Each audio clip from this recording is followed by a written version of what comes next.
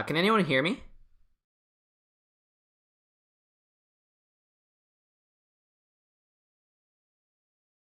All right, can anyone hear me?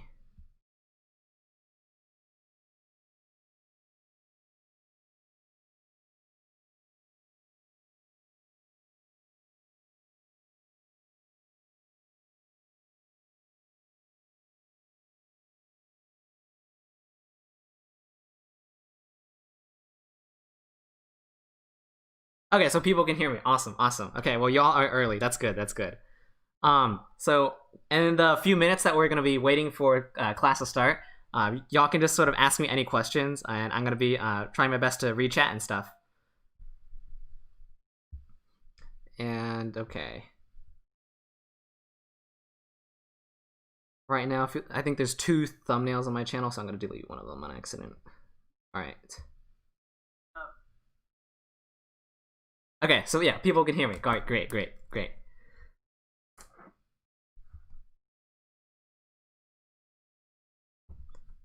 So, okay. 3 minutes until class starts. So yeah, feel free to ask me any questions, y'all.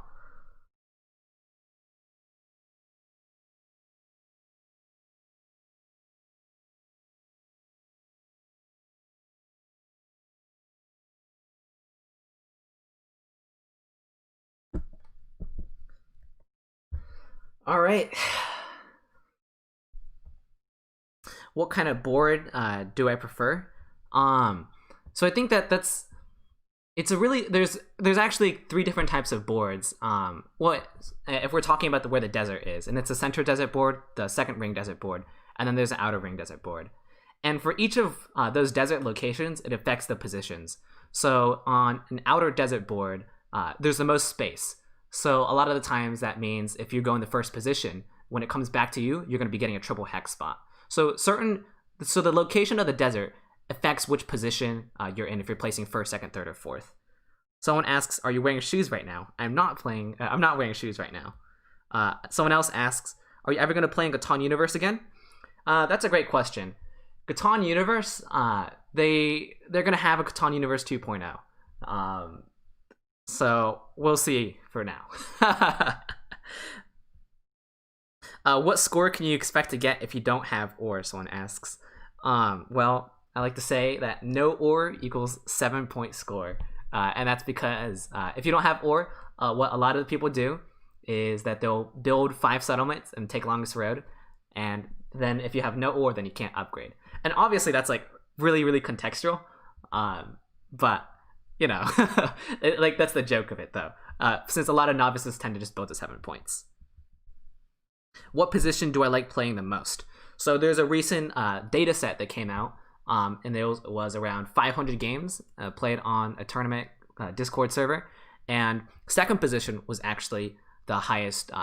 It was the highest one that won the most. So the order was, I think, I don't want to say false data or like give false information since I'm trying to pull it off the top of my head. But second position did win the most. It was around like a margin around 5%, and it was fourth position that won the least. And first and third position also was around even.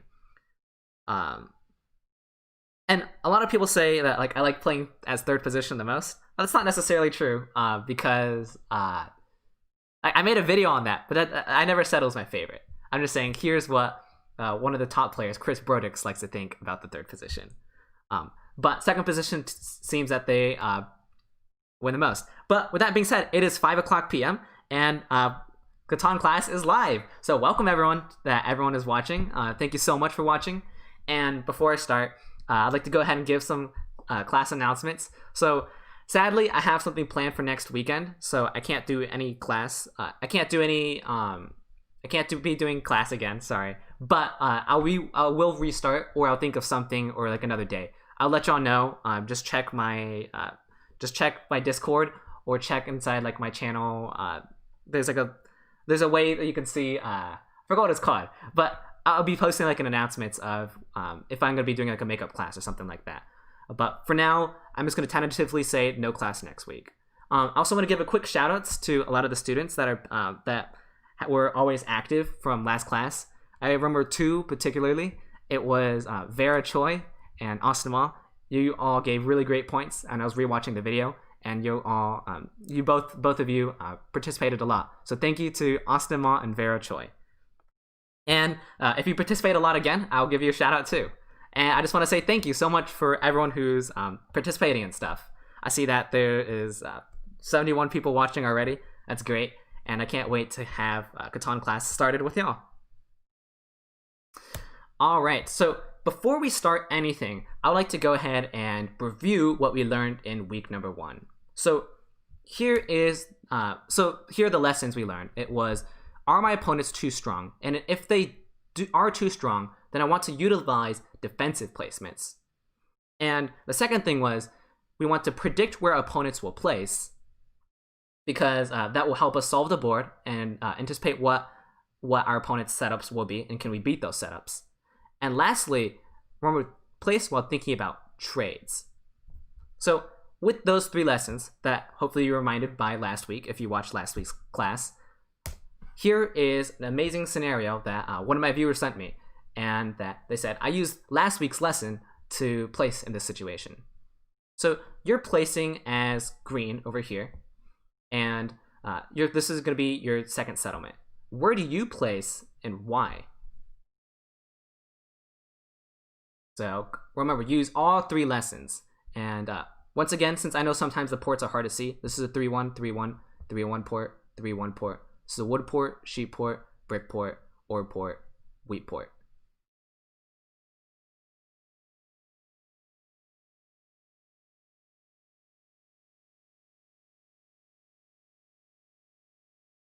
All right, so I'm just gonna wait for y'all to go ahead and start spitting out the responses. I'm waiting in chat, and then I'm gonna see what you have to say.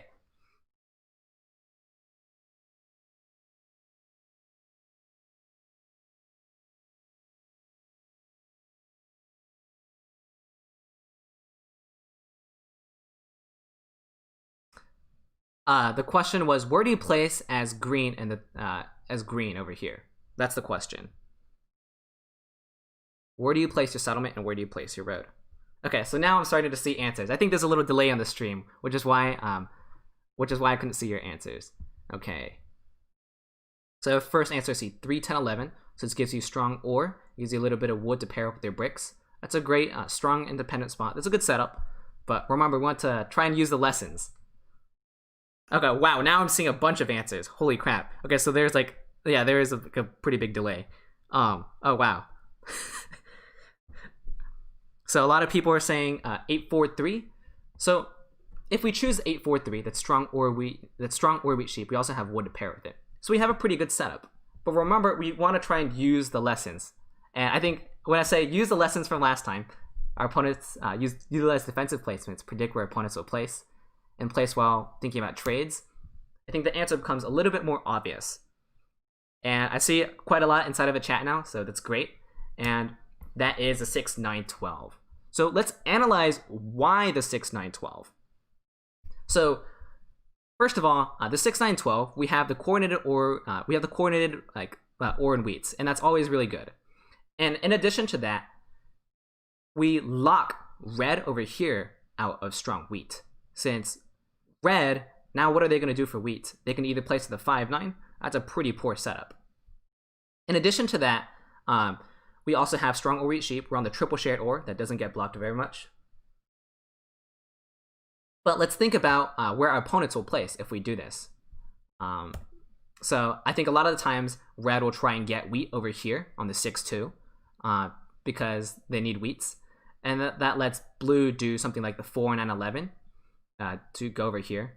And or something else. But yeah. Or blue might decide to take something else like the 3, 4, 8. But I think a lot of the time they take the 4, 9, 11. Yeah, and someone said if you take let's say something like the 3, 4, 8 over here, you let red get the 6, 9, 12. Now they become unstoppable. So it doesn't matter how strong your setup is if your opponents straight up have a better setup than you do. And that is the art or the complete reasoning behind defensive placements. So it might seem like the 3, 4, 8 is great for you, but you can take the 6, 9, 12, get a bunch of wheats. You can get a bunch of wheats and lock red over here. And you might be like, okay, well, you have too much wheats. The thing is, look at how much ore there is on the board. Think about trades. When my opponents, like you see orange over here, they're on tons of ore. They're on 13 points of ore with no wheat at all. They're sort of screwed. So they need to be trading with you. And they can be trading all that ore for all those wheats over here, since you're on 9 points of wheat. So another argument that someone might say, like, well, aren't you just on 2 numbers? Isn't that dangerous? So here's how I like to look at diversity of numbers. So there's the popular statement of if you're only a few numbers, then it's either feast or famine. So the thing with feast or famine is, if you can capitalize off that feast through having ports, which you do, you have a wheat port over here, and you have a 3-1 port over here, and you also have the sheep port over here, then you're able to capitalize off that feast, which is really, really great. But the other thing I also like to say is, you also have coordinated numbers that also lets you capitalize off your feast. But the other thing is, if my 6s and 9s don't roll, then what is happening? Is there another impactful number that will accelerate my opponent's game? So let's pretend that these are the placements. If an 8 rolls, red gets more sheep, but red already has a bunch of sheep, and orange gets more ore, and there's a lot more ore. There's already a bunch of ore inside the game. Now, if a 5 rolls, so this person gets a little bit of sheep, and there is starting to be a little bit of wheat in this game. And remember, and what this is probably the worst roll of 5 rolling, since now blue can trade away this desperately wanted wheats with orange. But essentially, what I'm trying to say is that yes, you are only on like a few numbers. The 6 and the 9 are your main numbers, but since you just have since you have all the wheat inside the game, your opponents can't do anything anyways. If like the 6 and 9s don't roll, everyone's gonna be starving for wheats no matter what, except for the 5s too. So the 5's probably your worst roll in this scenario because there's wheats inside the game. So you can sell off those wheats for amazing prices. So yeah, let me read some of the chat just to address. Let me just address some of your questions.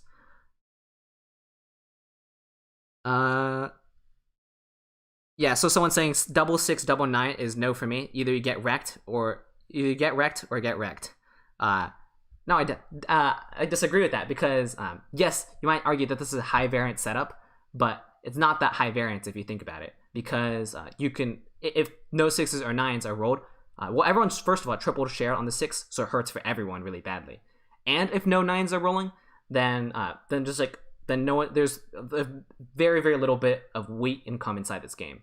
And if there's no wheat income, that means not many people are able to do much. And if not many people are able to do much, that means the game extends longer. And if the game extends longer, that means your rolls are going to be bound to come. Since the longer the game is, then the more balanced the rolls will eventually become. So that's why I think that this feast or famine setup over here, it's not actually that feast or famine. It's not that high variance. Okay, yeah, and I'm saying this is what happens if you don't take the 6, 9, 12 over here. Red gets this amazing setup. And yes, you do have a strong setup, but why take... It's a decent setup. It's not bad, but you're letting red just get like a monster setup too. And that's what you don't want to do. And also now, blue also has a really great setup too. So that's what you try... That's the art, and that's the total reasoning of defensive placements. And to make sure your opponents don't have monster spots. Okay, and also I'm saying that blue, instead of taking the 2, 9, 10 over here, they can also take the 2, 4, 9, 11 too. This is just one of the variations that blue can take, since they can do 4 and 11, expand here, expand here, expand here. So this is going to be the big question of the lesson today, and my question is for you. This is the semis for 2019 Nationals. Where is your second placement, and why?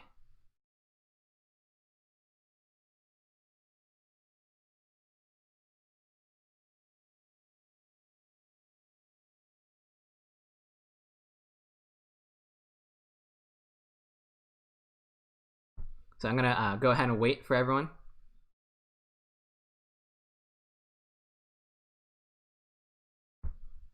And this was, I sadly did not make it to the semis for 2019 Nationals. I was very close, as a few spots off. But I remember quite a few of my friends playing on this board. and this was talked about quite a little bit. So I'm hoping that I can spread my knowledge to y'all now. So the first response is 8, 10, 11. Okay. And also, I would love if you could say why you're choosing what you want to choose. So the 3, 9, 8, someone says. 3, 9, 8. Okay. So you're taking this wood brick. 8, 10, 11 is the strong ores. And you have a little bit of wheat. And you also have the ore port. Or you have the wheat port over here. Someone's saying the 3, 8, 9. Okay, yeah, that was already said over here. The wood brick, you also have the wood port. You also on the strongest wheat. 6, 9, 12. Okay, that's what Zoe says.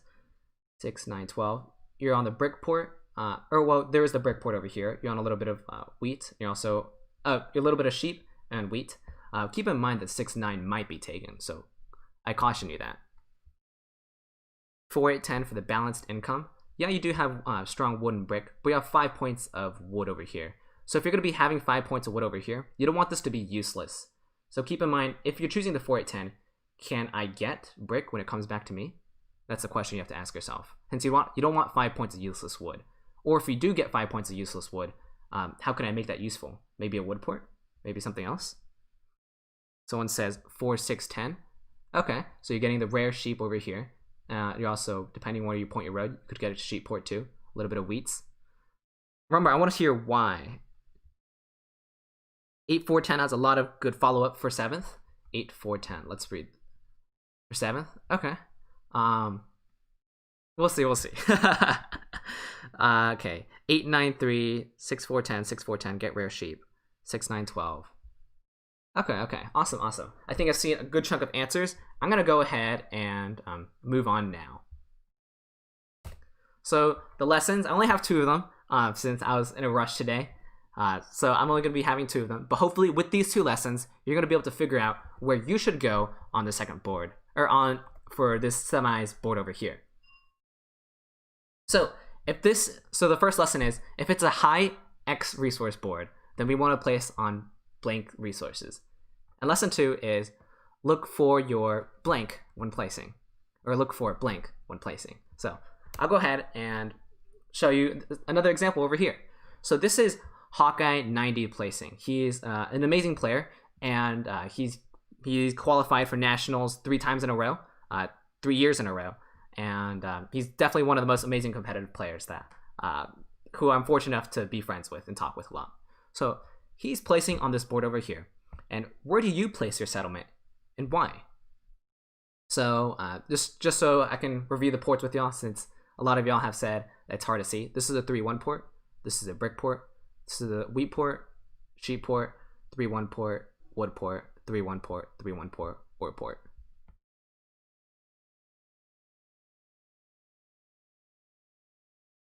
All right. Someone says, do I do collabs? I mean, yeah, I've done some videos with some other players before. All right, but I'm waiting for y'all to say, where should you place your settlement over here? This is going to be your second settlement, and first position placed on the 8-3-4.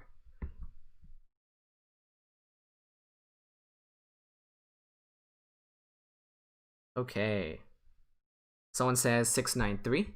And if you say 693, say why. It's because of high ore. Okay. 5-9-10 next to the sheep port. Okay. Since, yeah, there is a sheep port over here. There's also the 3-1 as an out.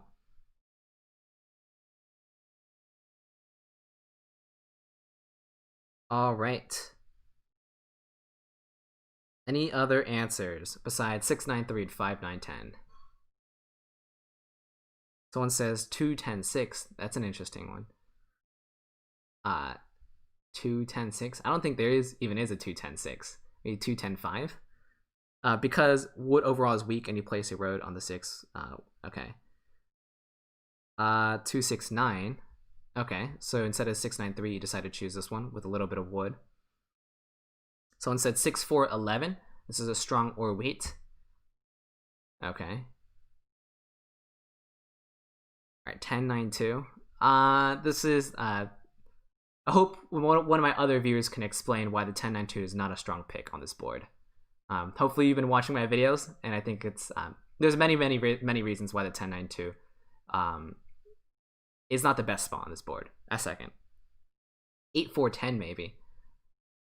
Okay. And let's see why you chose 8-4-10. No reasoning. I didn't see that. That's okay though. All right, so I'm gonna go ahead and move on. And Hawkeye 90 chose the 6-9-3, and a lot of y'all said the 6-9-3, and this is the right choice for me, because look at all this ore over here. There's so much ore, and one of y'all said you want to choose a 6 wheat because of all this ore over here. So one of my previous lessons was something very similar. Like if you're on a high ore board, or if you're on a high ore board, you want to take the strong wheat sheep. And this scenario, it's a strong sheep board too. It's a strong ore board, and it's a strong sheep board. So you want to be taking the strong wheat in this scenario, because you're going to be able to get a lot of trades. And if you don't get a lot of trades, then what's going to happen is you're probably going to be getting like on a strong ore spot instead. So let's try and place it out. Let's see where our opponents will go. I think a lot of the times the 5-9-10 will probably be taken, and 6-4-11 will probably be taken. So I think that we can be pretty confident that one of these two spots are going to be taken. And there's 2 more spots since we're placing the 3rd position. I think a lot of the times, if you're going to be taking like the 5-9-10, you're going to be wanting wheats. So sometimes that might be either taking more sheeps to compensate for your wheats, or taking like the direct wheat over here, or maybe taking the 2-9-10 and building to the wheat over here. And the 6-4-11 person, they're probably going to be wanting more ore to complement with themselves, maybe the 3-4-8. But what a lot of the times that happen is that the 6-9-3 player ends up with something like the 6-5-11, or maybe the 4-8-10, which is an amazing setup.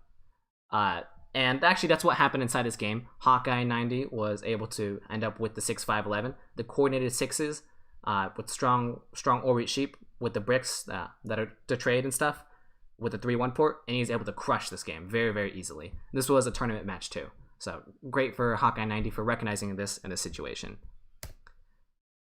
So this is a previous video.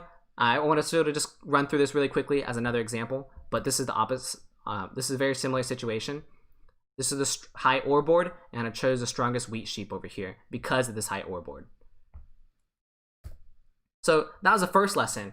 Is if it's a high resource board, or high X resource board, we want to place on the complementary resource. So in this scenario, in these 2 spots, it's a high ore board, so you want to be placing on the rarest wheat if possible, or the best wheat to complement this high ore board. And so if you think about it, this board over here, it's a unique board where the ore is literally at its highest, since it's a 6, 8, and 9. This is as high ore as you can get. The only thing that might make it even more high ore board is if it was like if this ore was in the middle or something like that. But in general, this is really high ore board, so the value of wheat and sheep skyrocket. Well, wheat in this case especially, because the ore is paired up with the sheeps. So that's the first lesson. And now I want to talk about colonist.io and what I love about them. So recently, I didn't know about this actually, but you can actually look up players on colonist.io, and they'll give you data and stats about them. And I think that's one of the coolest features about colonist.io. So right now, I only have 7 games played, but that's because this previously was an undercover account, and and so this was like a tournament account, and I changed it just to DyLighted. But I promise you, I have way more games than 7 games. But I love how you can see like your win percentage, and that will show you how good of a player you are. So I only have 7 games, but right here it's a 57% win rate, but it's a small sample size. But you're able to look up players and find the data about them. And one of my favorite part about this is if you can find a player that has like a really high win rate, like let's say like 60, 70, or maybe like you see one who has an 80% win rate, which is insane. You can go ahead and spectate them now and watch how they play and improve as a player. And also, it shows you stats like your point per game. And if you have a pretty high point per game, which is like, I think if you're getting to 9 points every single game, that's a pretty good sign that you're doing well. So this is my favorite feature, or one of my favorite features about colonist.io, how you're able to look up players, and then after you find a good player, you can go ahead and spectate them and study them to improve. Oh, someone asks, where do I check that? If you click on someone's player profile, or if there's a little, you'll get to see their player profile, and you can search players once you're on the player profile. So this is absolutely an amazing feature, and this is how you find amazing players and improve a ton. So now, with that being said, I want to talk about, I want to continue on with the lesson. So this is another board. I think this is a pretty easy example for y'all. I hope that a lot of y'all can get this. But where do you place your first settlement, and why here?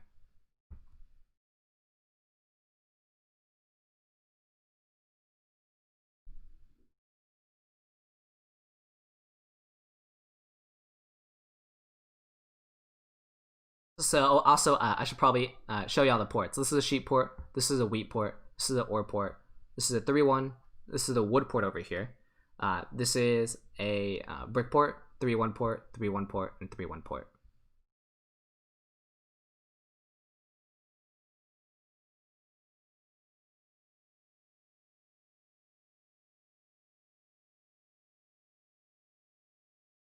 So someone says 5, 8, 10 in the brick port in the future. 5, 8, 10. Okay. So if you're going to be trying to go on the 5, 8, 10 with the idea that you're going to be getting value from the brick port, you have to ask yourself, is there enough brick on this board for me to gain value from this port? And I think that there's not enough brick. Oh, wow. Okay, now your answers are all been starting to pile in. Okay. 5, 8, 10, then take a good ore. Okay. Since you're and is this a high ore board? Is this a high ore board? Let's think. There's 1 spot, 2 spots, 3 spots, 4 spots, and probably 5 spots. Someone says 5, 6, 11, easy. Okay. And why is that easy? Why is it so obvious that it's a 5, 6, 11, or so-called obvious? I mean, it is the highest ore wheat, but what are you going to be getting with that? That's my question for you. Is there enough sheep to support this? Someone says 5, 9, 10, 2 complementary ports, the sheep port and the wheat port. That is very, very true indeed. Someone else says the 6, 3, 9, and to get low brick and good production, it really is good. It is good production, and you also do get a little bit of brick, so that's I can see why. And this board, there's a lot more wood compared to the brick, so the brick is higher in price. Someone says 5, 9, 10 easy dev cards. Yeah, it's a strong independent spot where you can get dev cards. Chandra says 5, 6, 11 because lots of wheat and sheep, but also to block the 5 hex with the 5, 9, 10. So basically, you're saying you choose a 5, 6, 11 knowing that an opponent will go here, so you can lock up this wheat. But you also said that there's a lot of sheep on this board. But on the first position, if you know that someone's going to be going here, someone's probably going to be taking this, and someone's probably going to be taking this. Now, if you really want sheep, it's going to be a lot tougher since these 2 strong sheep spots have just been taken. So you either have to do something like the 2, 9, 10 free road here, or you have to place directly on it. So keep that in mind. So on the first placement, I think that oops, I forgot to move this one over here. I think it's a 5, 9, 10. There's a lot of reasons it's the 5, 9, 10. First off, like y'all said, it's the dual useful ports. You have the sheep port over here, you have the wheat port over here, and coastal ores are in general a lot better than center ore spots because you're able to have access to ports. And a lot of the times and what coastal ores allow you to do is that you can get quick, strong expansion spots. You can just build 1 road and settle, 1 road and settle. And it allows you to not get trapped, which is why the coastal ores are a lot stronger in general. The second biggest thing is, what are your outs? And so let's when I say outs, what I mean by is, what are you going to be getting when it comes back to you? So I said, I think the 6, 11, 12 has a strong chance of being open. There's also a strong chance of maybe the 6, 3 being open, or the 6, 2. I said maybe potentially the 4, 3, 9 if someone places 8, 4, 10, 6, 9, 2. Actually, a lot of times this is actually not open. And then also said 2, 9, 10 since someone might do 6, 9, 3, 5, 8, 10, leaving the 2, 9, 10 open. These are just some of the outs. But essentially, since the 9, 5, 10 has so many strong spots that go with it, you have a lot of outs. The 9-5-10 is very, very consistent and safe. It's also strong, the best or wheat sheep, because I think the most consistent out you're always going to be getting on the 9-5-10 is a 6-11-12. And if you think about this, if you're going to be having the sheep port, the double or, that's just an amazing, amazing setup. You also have the rare brick too, that you can sell at a high price for all this wood over here. And the thing is, the 6-11-12 is too low production for anyone to take. And if they do decide to take this spot, if you just place everything out, you realize that on this board, you get an even better spot to go with it. And in this spot, you have to be going strong or wheat sheep, especially since there's such low wood and brick. A lot of this wood is dead because there's no brick to pair with it. So the wood port is extra valuable on this game. And lastly, I said, if this is a board where there's a lot of weak players, you just want to be trying to take a strong independent spot because it's harder to predict where people will go. Okay, let me read the chat real quick. All right, someone says 3-4-8, lots of sheep and people would trade you theirs. You also have an uncontested 3-1 port. This is a good spot. This is a good spot. And the thing is, you might say there's lots of sheep, but I think that this is, don't get me wrong, this is a good spot. But I think the 9-5-10 pairs a little much better with the 6-11-12, because you just have double ors and you're able to get on the sheep port, and you have an option for a 3-1 port. And let's say if you do get a road bidding, you also have the backdoor out of being able to connect. So I think that this is just very, very consistent overall. And that leads me to my second lesson of when you're placing, you want to look for your outs. So in this board particularly, I think that, like I said, the 6-11-12 is the most common out that you're going to be getting. So how I like to look at it is, since I know the 6-11-12 is going to be one of my biggest outs, what spot on this board pairs best with the 6-11-12? How can I most efficiently win with the 6-11-12? And because of that, because the 9-5-10 pairs up so well with it, I think that I should be taking the 5-9-10. Because there's just also the sheep port and the wheat port over here too. And Zoe says, I was just utilizing think about trades lesson. Yeah, no, it's a good. The 3-4-8 is wrong. It's a great pick. Don't get me wrong, but I think that this spot goes a little bit better with it. But that's a great thought, and I'm glad that you're using what you've previously learned. So think about outs when placing. So this is going to be the same lesson, but hopefully now you can go ahead and apply. Look for your outs when placing. So this is a tournament, and here is a tournament finalist, one of my friends, and they're placing. And they're placing the second position. The first position decided to take the 4, 5, 6, the strongest wood brick on the board, and they're pointed towards a wheat port. Now, where do you place your settlement, and why? And remember, I want you to think about outs. Use a lesson that we just learned. Think about outs when placing.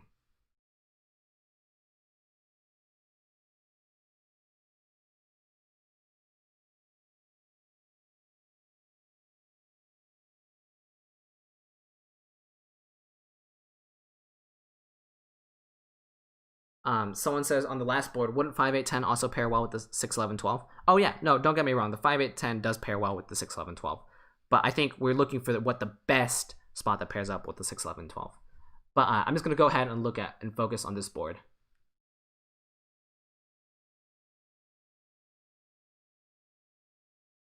So where do you place your settlement, and why?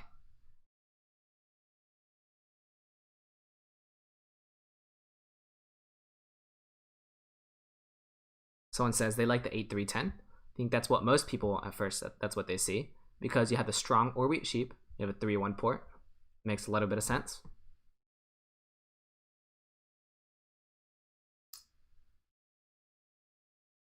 Someone says 8-3-10 again. Someone says 8-9-2, thinking about the 6-10 out. I see. Thank you for using the lesson. I'm not going to say if that's a right or wrong answer yet. 8-3-10, 8-3-10 feels very, very natural. So since the 8-3-10 feels very, very natural, let's go ahead and see where everyone else will place. Try and think that real quick. Where will everyone else place and why?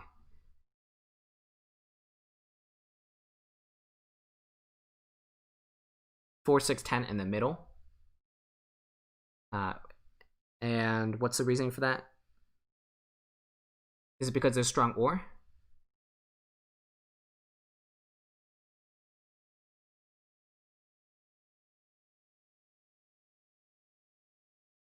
Three, 8, 10 goes well with most of your outs. It makes the ore placements harder to fight for. 3, 8, 10. Oh wait, oh yeah, this spot.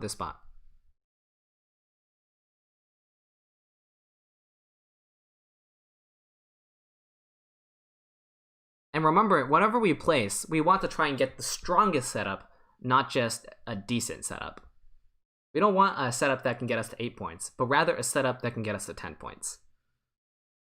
All right, I'm going to read a few more answers, and then I'm going to go ahead and move on. If you don't get ore now, you won't get it later.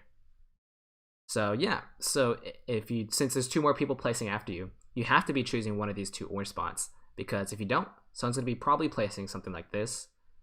Then someone else is also going to be placing something like this at 8, 3, 10.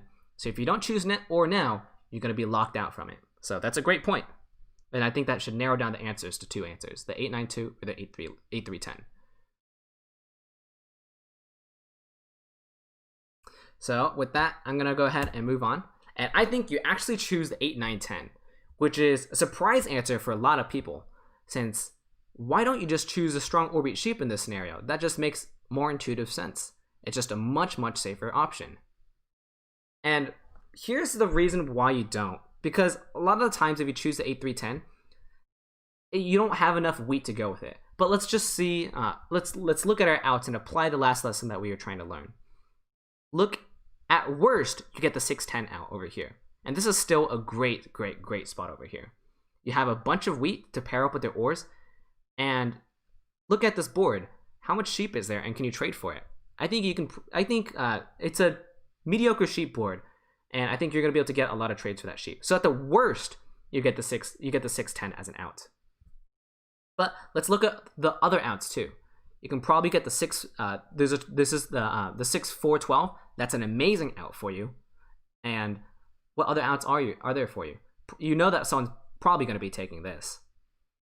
There's also this 6, 4, 10 spot, which is a double wheat and triple ore. So this might seem like a really awkward setup after you build 2 cities if you get the 6, 4, 10 setup. But the thing is that you're going to be able to trade away your ores for a lot of these sheeps over here. Because remember, 2 people are going to be locked out of ores. So you're going to be able to trade a lot. So using one of the last lessons of trade, think about placements, or trading whenever you place. Someone asked, do I like the first placement? Let's just say it could be improved a little bit. I need to think about it a little bit more. No, because if you choose a 4, 5, 6, you don't have enough space to get longest road. And what are you going to be getting with that last? Something not super hot.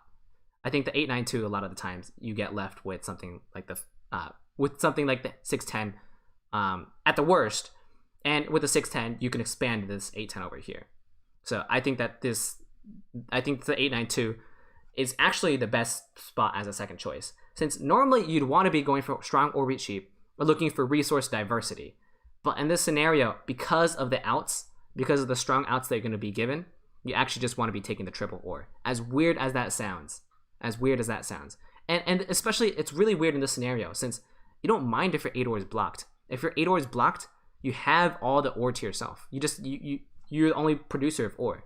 So this is why this position is really, really unique, in that I think you actually take the triple ore first, or as a second pick, instead of the 8, 3, 10, which is a very, very common choice, since that's where everyone's eyes goes first. And yeah, someone also says 8, 9, 2 disrupts other players too. It makes this board, it locks people out of ore, which is also why I like it a lot. So those are the 2 lessons just for this for the class so far. If it's a high resource board, or a high wheat board, or high ore board, we want to place on the complementary resource. And the second lesson is we want to try to look for our outs whenever we replace.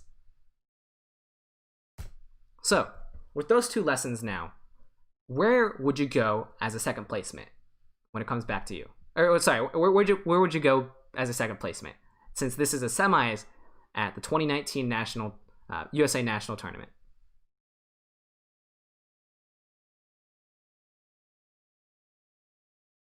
Yes. Oh, someone says, so an out is defined as a spot that pairs well with your first choice after considering where your opponents will go. Yes, that's exactly it. Oh, that's really poor of me. I should have defined that at the very beginning. But yes, an out is essentially one of the placements that you're hoping to get that pairs well with your first settlement. Yes, thank you so much for asking that question. And I totally forgot to address it at the beginning. So thank you.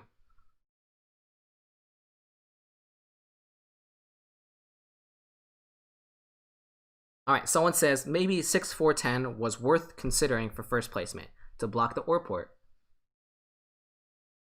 How does a 6-4-10 block the OR port? I'm confused. Someone says 8-4-10, and remember, say why what you're choosing. And to the very end, it doesn't matter if you luckily choose the right answer, but it's rather understanding why this spot is better and being able to apply those to your own games.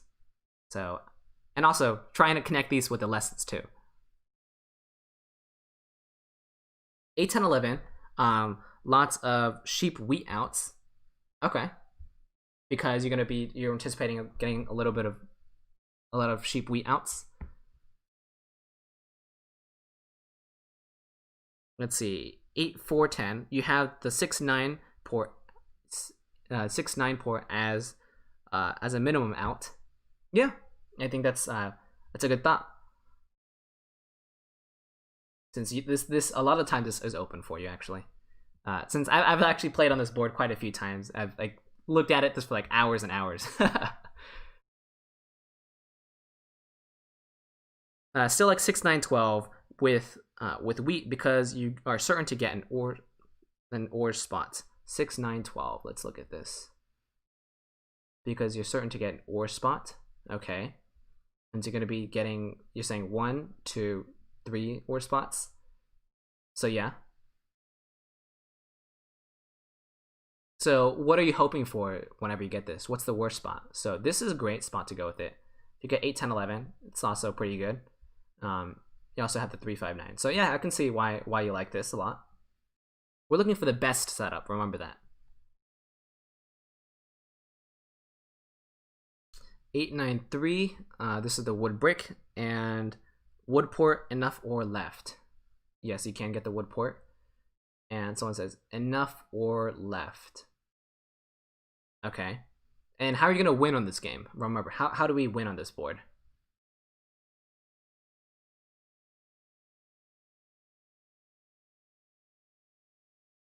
All right, and 9-8-3, someone else says. Okay, the same spot. Da-da-da-da-da-da.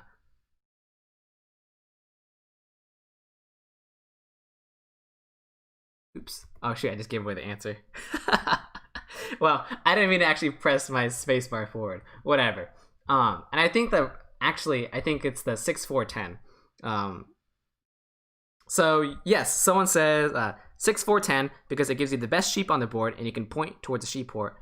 Also an OR spot for good as a second spot for good OR rate sheep. Someone else says there's only one good sheep spot, so you needed to get army. Yes, those are all strong and great reasons. Basically, the 6-4-10, let's look at the outs. This is an especially tough board, and on especially tough boards, we just want to try and look for as many outs as possible. What spots go well, go really well, or is consistent with a lot of other spots? So let's go ahead and look at this. The 8-10-11, that is the dream setup. Since we have double wheat, the strongest sheep inside the game, double OR. The 8-10-11 is just a monster. If we can get that, that's amazing. I think like you win a lot of the times if you can get that. But let's go ahead and look at our other outs. We would love something like the 6-9-12. We'd also love something like the 3-5-9, and this is more ORs. The 4-8-10 is not bad either because we have the double wheats, and we're able to get a port. This isn't the wood's sort of dead though. The the worst out is probably the 389, but I think a lot of the time this is actually taken. And we also have, we can also just directly take the 6-9 also. So this is a great spot for us. The brick port, and we have the strong ore. And we also have the 3-5-9 over here. We have strong ore, and we also have the 3-1 port over here. Someone says, shouldn't you point towards a sheep port? That's a great question. The reason why you don't point towards a sheep port in this scenario is because look at this board. One of the biggest reasons why the 6-4-10 is the strongest spot is because, is this a high or wheat board? In my opinion, yes. I think it's a mediocre wheat board, and it's a pretty mediocre / high ore board. And because it's a high ore and wheat board, that makes the price of sheep skyrocket very, very, very high. And that's one of the biggest reasons why I want to be taking the 6-4-10. And in addition to that, I just think like you just have a lot of outs. This is the monster out. You don't mind taking this. You don't mind taking this. You don't mind taking this. Or you don't mind taking this. There's just a lot of amazing things that go with this, with this 6-4-10. And a lot of the times it was, in my opinion, I think that the first position should go on the 5-8-11, but second position should be going on the 6-4-10. And I think that these two spots,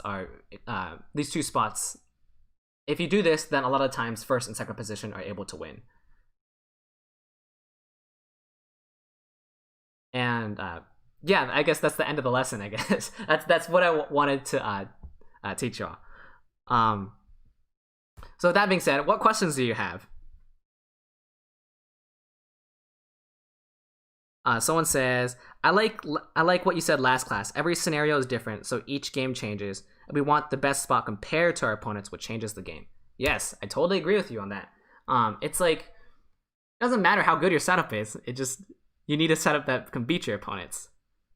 So yeah. Someone says, why not take the 6-3-10? You can take the 6-3-10. But you... Okay, why not take the 6-3-10? That's a good point. That's a good point. Let's see. Why not take the 6-3-10?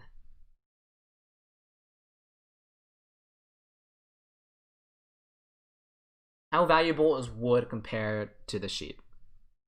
Let's think. If you're able to take the 6-3-10, I think one of the bigger reasons why the 6-4-10, why you want this little tidbit of wood, is because sometimes you're able to get the 6-9 out, and you want to be prepared for that. Since on this board, I don't think you should. It's very difficult to try and predict where your opponents will place, and the reasoning is because it's a tournament board. In general, if you go to tournaments and you play on like a tournament board, the tournament boards are made to be especially difficult. It's made to be where there's not a strong or good answer, and because it's made that way, it's very hard to predict where your opponents will place. Which is why you want to choose a spot that goes well with as many spots as possible. So someone says, what is the decision-making process when deciding whether to go for an aggressive or defensive placement? That's a great question. The biggest factor for me is, first of all, there's a lot of questions you have to ask yourself when going for a defensive placement. And one of the biggest things is, if you go for defensive placement, are you a better trader compared to your opponents? Because one of the biggest things that I forgot to mention from last lesson is, if you go and do a defensive placement, there's going to be more trading inside the game. So are you a better trader compared to your opponents? And be honest. You know, if it's okay if your opponents are better than or better traders than you are. Don't do that then. In addition to that, is my opponent who has a very strong setup, are they a good player? What's their player strength? If they're a strong player with the strong setup, you're in trouble. That's when you want to place defensively to make sure that you don't have a strong player with a strong setup, because that's how you lose a lot of the time. So if you do know you're playing with a strong player, you want to play more defensively against specifically that one player. Someone says, do you think your win rate will go down after those classes? Yes, I do think so. In general, Catan is getting way harder. It's people are improving a lot, and I've been able to see that specifically inside the And I'm able to see that specifically inside the tournament scene. People are getting much, much better. And I don't think there's any use for me going undercover anymore, since people just recognize my voice immediately. So the next tournament I play, I just go as DyLighted and get gang robbed. It's fine. As for my win rate, though, it's been relatively consistent, but that's because I try and make sure to always stay ahead of the meta and stay ahead of the curve. So yeah. I don't always tell everyone everything, since I need to keep winning as a player too. Someone else says, unrelated lessons. Can you talk about Monopoly strats for a little bit? I feel like I get too greedy holding my Monopoly. Well, you want to try and be greedy as possible, but so the thing is, the longer you wait and hold your Monopoly, the better it will get. But if you hold it for too long and your opponents are going to win, you're forced to play your Monopoly suboptimally just to make sure your opponents don't win. I'd say the best way to use your Monopoly is to try and set it up. So let's say you're on a bunch of ore and wheats, and you're trying to Monopoly sheep so you can get like 6 D cards. Then you want to make sure you don't block your opponent's sheep, since if you plan a Monopoly sheep, don't block your opponent's sheep. Instead, you want to block their wheat so they accumulate a bunch of sheeps. So then you can set up for your strong Monopoly. Or if you think that in general, you can look at a board and see how good is a Monopoly. Is this a good Monopoly board for X? And let's say it's a good Monopoly board for wood or brick, then try and see, can I go on the brick ports? And so you can really, really set up your Monopoly. It's one of the highest. It's one of the dev cards that can yield the most value if you play it right. Let's see. Okay. Which expansion is your favorite and why? Well, my favorite expansion is the base game. I know it's sort of a lame answer. I love the base game. It's not really an expansion. It's just a game. But I feel like there is... No, I know there's so much more depth inside this game that I'm still exploring, that I haven't shared with y'all, and that has still been undiscovered. And I think that this game can get very, very, very complex very, very quickly, especially as players get better and better. And I think that when people look at this game and just feel like, oh, it's a high variance dice rolling game, that makes me shake my head a lot. And I think there's way more skill than people think. Why don't tournaments use distributed / self-balancing dice so there's less luck involved? That's a great question. And I used to think that too. Like, why don't you just use like something to make sure that the dice is artificially in a bell curve. That's because I think that there's a lot of skill enough, and it's also too complicated too. Dice are just more common, but there's enough skill where the consistent players are still able to be at the top consistently. So you'll see the same finalists over and over. Usually, unless there's like a new wave of new wave of people that are able to take the storm and beat all the old people, or all the good players. Oops, that's my alarm. And let's see. DyLighted, do you agree on dev card rankings? With dev card rankings, I don't like to rank dev cards because they're very, very contextual and they each have their own benefits. Okay, I'll take last few questions. All right. Did you ever play the Cities and Knights expansion pack? And if so, what are the best placements and strategy? So I have played Cities and Knights before. I'll be honest, I'm not a very good player. I don't have very many games on it, so I don't feel qualified enough to be giving strategy advice. Since I feel like that's one of the worst things that you can do, is try and write a strategy article when you're not a very good player yourself. Or like give strategy when you feel like you're not a very good player, or when you're just not, because then you're just spreading like bad ideas and stuff. I hope y'all feel like I'm credible enough to be giving strategy tips. Otherwise, why would you be here? All right, last few questions. Can you do paid smaller classes? I'll get back to that. I'm gonna be trying to do a Patreon where I'm trying to make like a very extensive 3-hour trading masterclass. But I'll get to that later. I'll get to that later. You'll see. How come Neonate doesn't upload anymore? Neonate and I are we're good friends. He's just busy with family. And okay, I'll ask one last question since I'm getting a lot of these. Okay. How many dev cards do you think a long road should buy? I don't really get that question. Okay, let me read. Okay, so I'm getting pinged like 30 times. How about the 539 or with the 69 at the bottom? Okay, and build towards 893 or 810 later in the game. So you're saying why not the 539 and you choose the 69 with this? So here's one of the biggest issues that you can't predict. So you're saying that you're choosing the 539, you either get the 69, or you either get this spot, which I think is a decent setup. But if you place everything else out, if you're doing this, expecting this and this, basically, you lose a lot of the times because your opponent's setups are just better. That's the best answer I can give. Since I played this game or this board specifically like many times, and I think that these two placements are win more often if you place somewhere else.